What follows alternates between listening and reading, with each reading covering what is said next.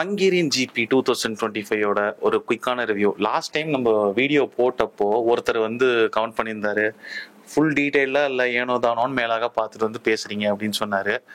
So இந்த வாட்டி நம்ம வந்து ஃபுல் டீட்டெயிலாகவும் இல்லாமல் ஏனோ தானாவும் இல்லாமல் ஸ்டாட்ஸ் பீரியர்களுக்கு கொஞ்சம் ஸ்டாட்ஸு எதனால் வந்து இஷ்யூஸ் ஆச்சு என்ன அப்படிங்கிறதெல்லாம் கொஞ்சம் சொல்லுவோம். அட் த சேம் டைம் என்ன நடந்தது, சம்மர் பிரேக் வந்துருச்சு, இதுக்கப்புறம் ரேசஸ் இல்லை, ஸோ எப்படி எந்தெந்த டிரைவர் போயிருக்காங்கிறத இந்த வீடியோவில் நம்ம பார்க்கலாம். ஸோ ஃபர்ஸ்ட் ஆஃப் ஆல் ஒரு மேஜர் அப்செட் என்ன அப்படின்னாக்கா, யாரும் எக்ஸ்பெக்ட் பண்ணாத ஒரு மேஜர் அப்செட் வந்து நம்ம சார்ல்ஸ் லெக்லர். அவர் வந்து போல் வந்து வச்சது யாராலையும் நம்ப முடியல. ஃபெராரி ஃபேன் என்னாலையும் நம்ப முடியல.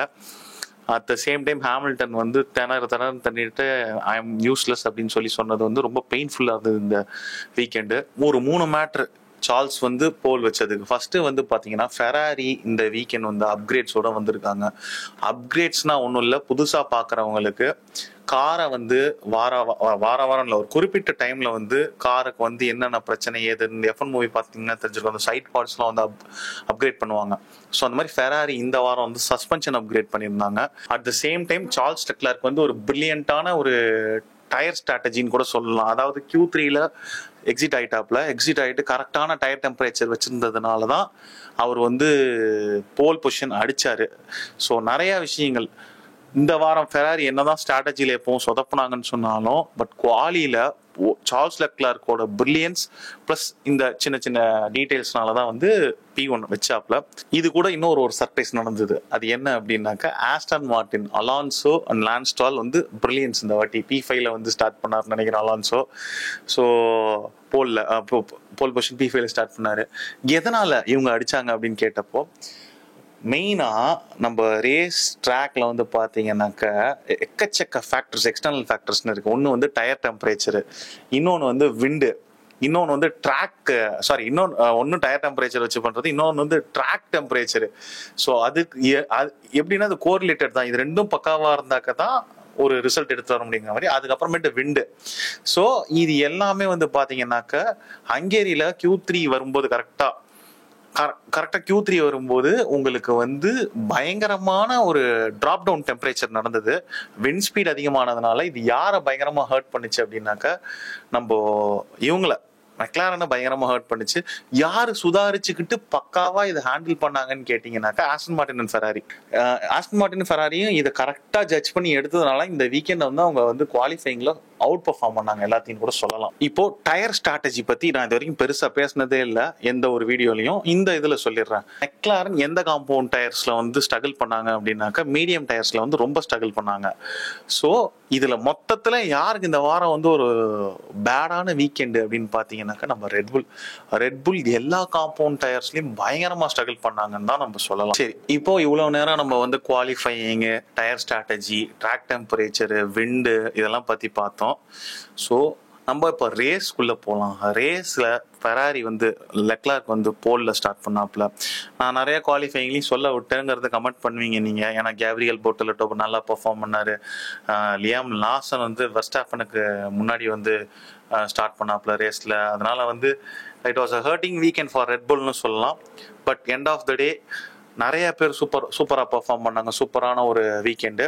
நம்ம இப்போ ரேஸ்க்குள்ளார போகலாம். லெக்லர்க் வந்து போலில் ஸ்டார்ட் பண்ணுறாப்புல. நம்ம லேண்டோவும் ஆஸ்காரும் வந்து அதுக்கு அடுத்தடுத்து ஸ்டார்ட் பண்ணுறாங்க மெக்லாரன்னு.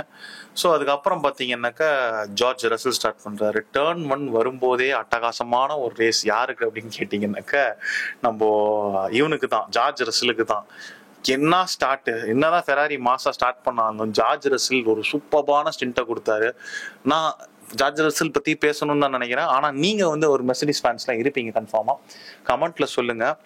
ஏன்னா இந்த சீசன் ஸ்பெசிஃபிக்கா ஜார்ஜ் ரசலோட ஒரு என்ன சொல்றது, இப்போ நிறைய விஷயங்கள் நடந்துட்டு இருக்கு இல்லையா. ரெட் புல்லேருந்து மேக்ஸ் வெர்ஸ்டாப்பன் வந்து மெர்சிடிஸ்க்கு போறான்னு ஒரு ரூமர் வந்தது. பட் பை காட்ஸ் கிரேஸ் 2026 வந்து ரெட் புல் கூட ஸ்டே பண்ண போறான் அப்படின்னு சொல்லிட்டாங்க. அப்படிங்கும்போது ஜார்ஜ் ரசல் வந்து இது எல்லாத்தையும் பார்த்துக்கிட்டு மீடியா ஹேண்டில் பண்ணிட்டு ஒரு சூப்பரான ரேஸை வந்து போடியம் எடுத்திருக்காப்புல. இதுல சூப்பரான ஒரு டர்ன் ஒன்லயும் வந்து பக்காவான ஒரு ஸ்டார்ட்னு கூட சொல்லலாம். லாண்டோ நாரிஸ் பயங்கரமா ஸ்ட்ரகிள் பண்ணாப்ல.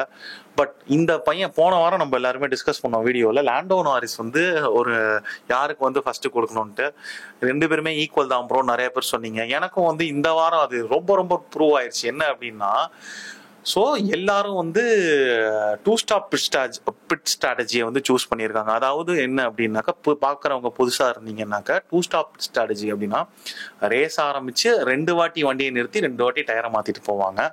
ஸோ இதெல்லாம் பார்த்தீங்கன்னா ஆஸ்கர் பிஎஸ்டியாக இருக்கட்டும், மேக்ஸ் வெர்ஸ்டாப்பனாக இருக்கட்டும், இவங்க எல்லாருமே. பட் லாண்டோ நாரிஸ் ரொம்ப பிரேவா 1 ஸ்டாப் ஸ்ட்ராட்டஜி எடுத்தாரு. இது ஒரு கேம்பிளிங்கான சுச்சுவேஷன் கூட சொல்லலாம். ஏன்னா மெக்லாரன் கார் வந்து ரொம்ப சென்சிட்டிவா இருந்தது விண்டுக்கு. அப்படிங்கும்போது ஸோ எஸ், லாண்டோ நாரிஸ் வந்து ஜெயிச்சிட்டாரு. அஃப்கோர்ஸ் அவர் தான் P1 வந்தாரு.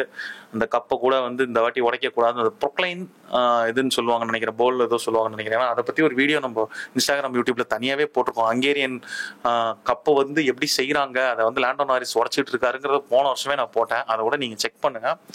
ஸோ அந்த பவுலை கூட உடச்சிடக்கூடாது, வின்னிங் இதை கப்பை கூட உடச்சிடக்கூடாது, தனியாக எடுத்து வச்சுட்டு பீங்காங் கப்பு, அது தமிழில் சொல்லணும்னா உண்மையாக வச்சுட்டு தான் வந்து லாண்டோ நாரிஸ் வந்து பெர்ஃபார்ம் பண்ணாரு செலிப்ரேஷனை. எஸ், ஆனாலும் பயங்கர மில்லி செகண்ட் 0.0003 சம்திங்ல வந்து புஷ் பண்ணியிருப்பாரு ஆஸ்கர் பிஎஸ்டி. அவ்வளோ பிரில்லியண்டா ஓட்டியிருப்பாரு. நெக் டு நெக்ல தான் அடிச்சாங்க. George Russell 3rd வந்தாப்புல. சரி, ஃபெராரிக்கு இங்கே என்ன ராங் ஆச்சு? ஹாமில்டனுக்கு ஒரு டிசாஸ்டரான குவாலிஃபைங் முடிச்சுட்டு வந்து ஹீட் ஆஃப் த மொமெண்ட்ல ஹாமில்டன் வந்து நான் வேஸ்ட்டு, என்னால் முடியலை, இது பண்ணல அது பண்ணலன்னு ரொம்ப சொன்னது மனசுக்கு வருத்தமாக இருந்தது. பட் எல்லாத்துக்கும் ஒன்று சொல்கிறேன், இதெல்லாம் எப்படின்னாக்கா ரேஸ் முடிச்சுட்டு வெளியே குவாலிஃபைங் முடிச்சுட்டு நம்ம வெளியே வரோம், ஒன்றுமே இல்லை, நீயே ஒரு எக்ஸாம் எழுதிட்டு வெளியே வந்த ஸ்பீடுக்கு நீ ஒழுங்காக எக்ஸாம் பர்ஃபார்ம் பண்ணலன்னு போது நான் வேஸ்ட்டு அப்படின்னு கோவத்தில் தான் சொல்ல. அப்புறமேட்டு அனலைஸ் பண்ணி பொறுமையாக பார்க்கும்போது தான் வந்து நம்ம படிச்சிருக்க மாட்டோம், பின்னாடி வந்து பிளான் ப்ராப்பராக இருந்திருக்காதுங்கிற மாதிரி தான். இங்கே ஸ்ட்ராட்டஜி வந்து ப்ராப்பராக இருந்திருக்காது, கார் ப்ராப்பராக இல்லை, அப்டேட்ஸ் கொடுத்தீங்க ஃபெராரிக்கு வந்து அப்கிரேட்ஸ் கொடுத்தோம், ஒர்க் ஆகலை அப்படிங்கிற மாதிரியான இஷ்யூஸ்லாம். ஸோ ஹாமில்டனுக்கு வந்து டிசாஸ்ட்ரஸான ஒரு வீக்கெண்ட் இது. மெயினாக என்னடா பிரச்சனை அப்படின்னு கேட்டிங்கனாக்கா, ஃபெராரியோட பாஸ் ஃப்ரெட் வாசரும் சொல்லியிருக்காப்புல, இந்த டைமிங் அண்ட் செட்டப்போட இஷ்யூனால தான் வந்து ஹாமில்டனுக்கு வந்து இந்த வாட்டி இஷ்யூ ஆயிருக்கு, மற்றபடி வெறும் பெருசாக எதுவும் இல்லை அப்படின்னு சொல்லி சால்வ் பண்ணியிருக்காங்க இஷ்யூவை. நம்ம இப்போ நேத்திக்கு என்ன ரொம்ப ரொம்ப மனசு கஷ்டமான ஒரு விஷயமா இருந்ததுனாக்கா, நம்ம லூயிஸ் ஹாமில்டன் வந்து சொல்றாப்புல, அந்த மாதிரி நம்ம முன்னாடியே சொன்னதான், என் மேலதான் தப்பு, என்னால் நான் ஒழுங்கா இல்லை அப்படின்ட்டு. ஸோ என்னன்னாக்கா, ஹீஸ் அ கோட், அதை நம்ம வந்து யாருமே டினை பண்ண முடியாது. மீதி எல்லா டிரைவர்ஸும் சில டைம்லாம் பார்த்தீங்கன்னாக்கா, மேக்ஸ் வெர்ஸ்டாப்பன் வேற கார் சரியில்லை, முன்னாடி போகுது பின்னாடி போகுது, இதுவாக இருக்கட்டும், எல்லாருமே சொல்லும்போது கூட காரை தப்பு சொல்றது, இன்ஜினியரை தப்பு சொல்றது அப்படின்னு போகும்போது கூட அவ்வளோ ஒரு என்ன சொல்றது, ஒரு குவாலி முடிச்சுட்டு ஒரு அண்டர் பர்ஃபார்ம் பண்ணி வந்துட்டு இருக்க டைம்ல இவர் வந்து நீட்டா வந்து தன்னை பிளேம் பண்ணிக்கிட்டு வேற யாரையும் பண்ணாம அதை கூல் டவுன் பண்ணிட்டு நீட்டா போனது வந்து எனக்கு ரொம்ப பிடிச்சிருந்தது. இதுதான் வந்து ஒரு சென்சிபிளான ஒரு ஒரு ரோல் மாடலா எல்லாத்துக்கும் இருக்கிற மாதிரியான ஒரு விஷயத்த பண்ணிட்டு போயிருக்காரு ஹாமில்டனு. ஒன்ஸ் அகைன் மெக்லாரன் வந்து P2 P3 ஸ்டார்ட் பண்ணாங்க. சூப்பர்பான ரேஸ் வந்து அவங்களுக்கு தான். ஏன்னா அவங்க டைரக்டா மெயின் ரேஸ்ல வந்து பிரின்னு பிரிச்சுட்டாங்க. மேக்ஸ் வெர்ஸ்டாப்பன் ரெட் புல்லே ஸ்டே பண்ண போறாருன்னு சொல்லியிருக்கிறது வந்து ஜார்ஜ் ரசலுக்கு தான் ரொம்ப சந்தோஷமா இருக்கும்னு நினைக்கிறேன். ஏன்னா மீடியா ப்ரெஷரு, அவன் வந்தா உனக்கு சீட்டு போயிருமேன்ட்டு எக்கச்சக்கமா பேசி பேசி பேசி அவன் மைண்ட் செட் எப்படி இருந்திருக்கும். ரசல் அந்த மைண்ட் செட்லயுமே வந்து ஒவ்வொரு ரேஸுமே வந்து சாலிடா பெர்ஃபார்ம் பண்ணியிருக்காருங்கும் போது ரொம்ப ஹாப்பியா தான் இருக்கு எனக்கு. அட் த சேம் டைம் எல்லாத்தையும் பேசிட்டு நீ அலான்சோ ஸ்டாலை பத்தி பேசலாம்னு டென்ஷன் ஆயிருவீங்கன்னு உங்களுக்கு தெரியும், எனக்கு தெரியும். சூப்பரான அவங்க என்ன சொல்றது, இந்த விண்டு, இந்த ட்ராக் டெம்பரேச்சர், இந்த இஷ்யூ காரணத்தால 2 டீம் வந்து குவாலியில் அவுட் பர்ஃபார்ம் பண்ணாங்க அப்படின்னாக்கா, அது வந்து ஃபெராரி அண்ட் ஆஸ்டன் மார்ட்டின் தான் நான் சொல்லுவேன். பக்காவா P5 அவர் வந்து ஸ்டாலும் வந்து நல்ல ஒரு பொசிஷன்ல முடிச்சிருக்காப்ல பாயிண்ட்ஸ்ல. அப்படிங்கும்போது அலான்சோ ஃபேன்ஸுக்கெல்லாம் வந்து குதூகலம் தான். இப்போதான் ஒரு பர்த்டே வர முடிஞ்சிச்சு, செம குதூகலம் தான். இப்போ எல்லாருமே வந்து இந்த சம்மர் பிரேக்ல போகும்போது சொல்லிட்டு போறாங்க ஜாலியா. நல்ல மாதிரியான ஒரு எண்ட்ல கேப்ரியர் போர்டர்லட்டோ அந்த பையனும் P6 கேரியர் பெஸ்ட் ஃபினிஷ் பண்ணியிருக்காப்புல. போறோம், என்ன இம்ப்ரூவ் பண்ணிக்கணும்னு தான் நான் பாக்குறேன் அப்படின்னு சொல்லிட்டு போயிருக்கான். லியாம் லாசன் மேக்ஸ் வெர்ஸ்டாப்பனுக்கு முன்னாடி முடிச்சிருக்காரு. ஆனா என்னதான் மேக்ஸ் வெர்ஸ்டாப்பன் அப்படி இப்படின்னு ஸ்ட்ரகிள் பண்ணா கூட 80+ பாயிண்ட் டிஃபரன்ஸ்ல இருக்கான்னு நினைக்கிறேன் டிரைவர் சாம்பியன்ஷிப்ல. பட் ஸ்டில் அந்த டப்பா காரை வச்சுக்கிட்டு அவன் வந்து பாயிண்ட்ஸ்ல முடிச்சிருக்காங்கும் போது என்னால நம்ப முடியல. P9 ஏதோ முடிச்சிருக்கான்னு நினைக்கிறேன் மேக்ஸ். வெர்ஸ்டாப்பன் வந்து நத்திங் சீம் டு ஒர்க் இந்த கரண்ட் இதுன்னு சொல்லிட்டாரு. அதனால வந்து யூகி சுனோடாக்கும் அவருக்குமே பெரிய டிஃபரன்ஸ்லாம் இல்லை. லியாம் லாசன் நல்லா முடிச்சிருந்தாப்புல. என்ன சொல்றது, சார்ல்ஸ் லெக்லருக்கு வந்து 4th முடிச்சிருக்கிறது ரொம்ப வருத்தமான விஷயம் தான். பட் இந்த ரேஸோட மாசான மேட்ரே நான் முன்னாடி சொன்ன மாதிரி தான், கேப்ரியல் போர்டலோட best finish. At the same time வந்து நம்ம அலான்சோட best finish of the year P5, நம்ம லான்ஸ் சாலோட best finish P7, Lawson 8th, Verstappen வந்து 9th, ஆண்டோனெல்லி 10th முடிச்சிருக்காப்புல. ஹாமில்டன் ஆஸ் யூஷுவல் ஸ்டார்ட் பண்ண இடத்துலயே தான் முடிச்சிருக்காரு பாவம். மித்தபடி எதுவுமே சொல்றதுக்கு இல்லை. இந்த ரேஸ்ல வந்து ஒரு குறிப்பிடத்தக்க ஒரே விஷயம் என்னன்னா, ஒரே ஒரு DNF தான். அதனால ரேஸ் வந்து நல்லா தான் இருந்துச்சு. ஓவராலாவே ரேஸை குறை சொல்ல மாட்டேன். அன்பிரிடிக்டபிளான வெதர், அன்பிரிடிக்டபிளான கிளைமேட்டு, டெம்பரேச்சரு, ஸ்ட்ராட்டஜி, இதெல்லாம் வந்து ரேஸை ஓரளவுக்கு பார்க்கறதுக்கு இன்ட்ரெஸ்டிங்காக வச்சுது. அதுவும் மெக்லாரன் வந்து week in and week out அவனுங்க 2 பேரும் அடிச்சுக்கிறது வந்து, டு பி ஃப்ராங்காக சொல்கிறேன், நான் மேக்ஸ் வெர்ஸ்டாப்பனோட தீவிர ஃபேனு, ஃபெராரி அஸ் அ டீமாக அவங்களோட ஃபேனு.